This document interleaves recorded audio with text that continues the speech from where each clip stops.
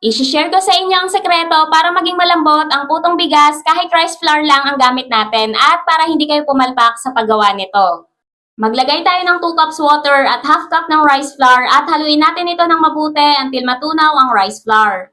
Lutuin natin ito hanggang lumapot, dapat continuous ang ating paghahalo. Alam nyo ba na ito ang sekreto para lumambot ang putong bigas? Ang tawag dito ay tangzong. Usually, ginagamit ito sa paggawa ng tinapay. Ayan, after ilang minutes, kapag ganito na siya kalapot, okay na yan, itabi muna natin to.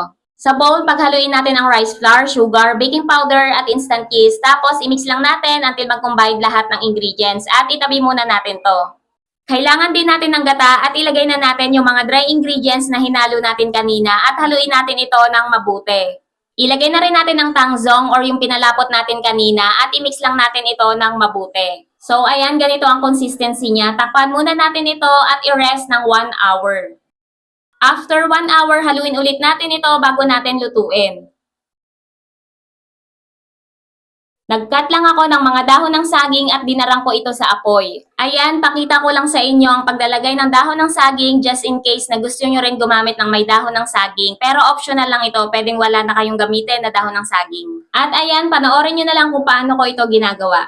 Ganun lang kadali, o diba mas maganda kung meron dahon ng saging talaga para mas native na native talagang tignan ang putong bigas. Ilagay na natin ang putong bigas mixture, large size molder ang gamit ko dito. At pwede na itong isa lang sa steamer. Dapat kumukulo na ang tubig sa steamer at i-steam natin ito ng 20 minutes over medium-high heat.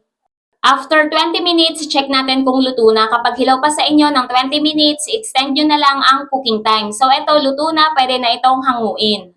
At ito na ang ating finished product. I-try nyo na rin to mga kakusina.